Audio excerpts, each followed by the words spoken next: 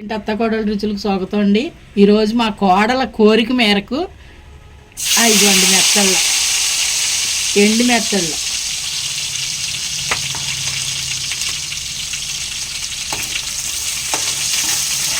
అలా కొంచెం వేపేసుకునండి తీసుకోవాలి, బాగుంటాయి. అప్పుడు మీరైతే ఎలా చేస్తారో నాకు తెలియదు, నేను చేసే స్టైల్లో చూపిస్తానండి. బాగుంటుందండి కర్రీ. ఇవన్నీనండి మన అమ్మమ్మల కాలం నుంచి వండుకునే వంటలండి. ఈ ఆర్టిఫిషియల్ ఫుడ్ వచ్చిన తర్వాత అసలు ఫుడ్కి ప్రిఫరెన్స్ ఇస్తాం మానేసేది. కానీ ఎండు చేప కూడా అంటండి తింటా ఉండాలంట అస్తమానం.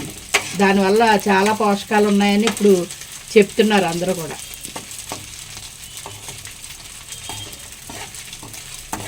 ఇందులో వేసుకున్న మెత్తళ్ళు బాగుంటాయి కదండి. నేను ములక్కాడ, టమాటా, మెత్తళ్ళు ఈ గొండిల దోరగా వేపింది చూసారా. కూర కమ్మదనానికండి ఎక్కువ వేసేసుకోక్కర్లేదండి, చక్కగా టేస్ట్గా బాగుంటుంది. తక్కువైనా పర్వాలేదు. ఇదిగోండి పచ్చిమిరపకాయ, ఉల్లిపాయ. నేను ఏ కూర వండినానండి ఒక పూటే వండుతానండి, రెండో పూట అసలు కూర వండను. ఇప్పుడు ఈ కూర వండుతున్నాను కదండి, నిన్నటిది పప్పుచారు ఉంది.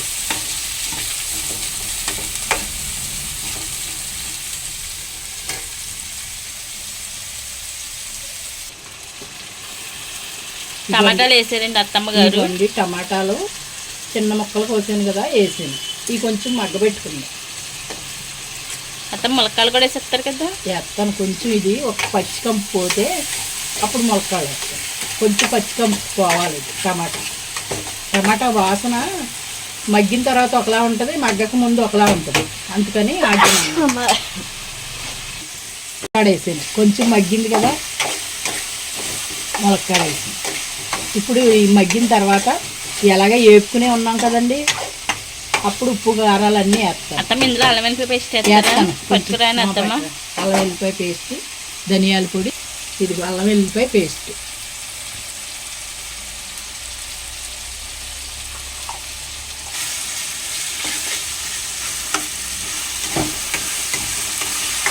బాగుంటుంది కూర.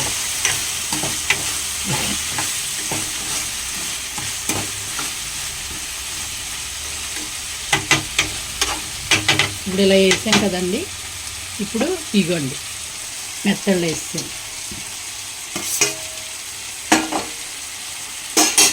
ఒకటి వేస్తాను. ఇది జీలకర్ర పొడి,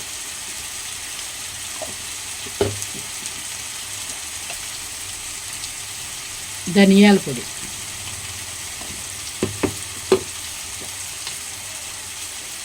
పసుపు,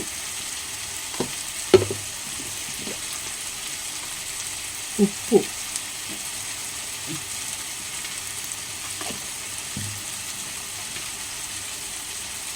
కారం.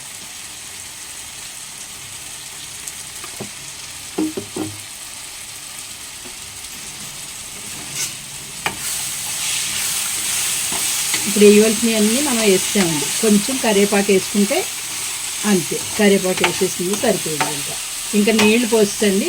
దగ్గరికి ఎగిరిపోయిన తర్వాత ఇంకా మనం కూరలో ఏమీ వేసుకోక్కర్లా, దింపేసుకోవటం. కూర కమ్మగా ఉంటుంది, టేస్ట్గా ఉంటుంది. కొంచెం అన్నం కొద్ది కూర అయితే అన్నం అంతా తినేయచ్చు. నీళ్లు పోస్తాను.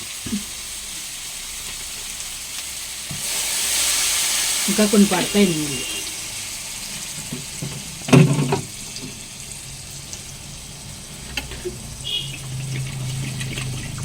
ఇంకంటే ఉడకాలి కదండి ములక్కాడ తిని.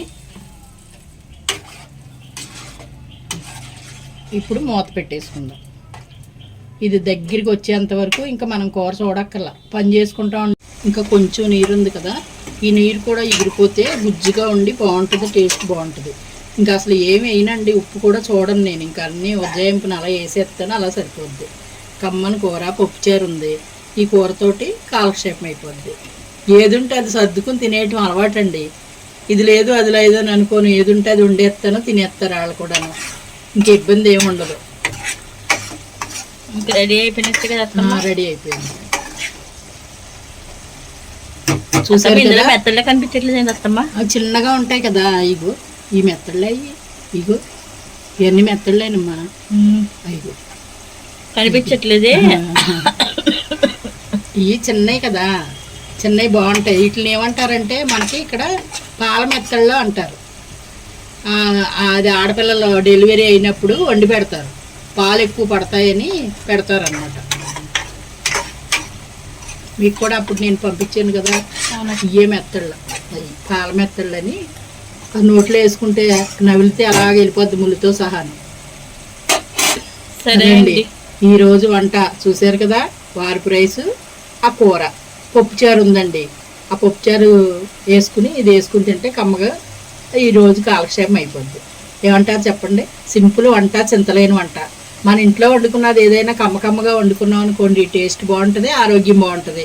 ఆ సబ్జెక్ట్ తోటే నేను ఎప్పుడు కూడా ఇంట్లోనే చేస్తానండి, తక్కువ బయట నుంచి అసలు తెచ్చుకోము మేము. ఇదండి ఈరోజు. మీ అందరికీ నచ్చిందండి? నచ్చినట్లయితే షేర్ చేసి, లైక్ చేసి, సబ్స్క్రైబ్ చేసుకోండి.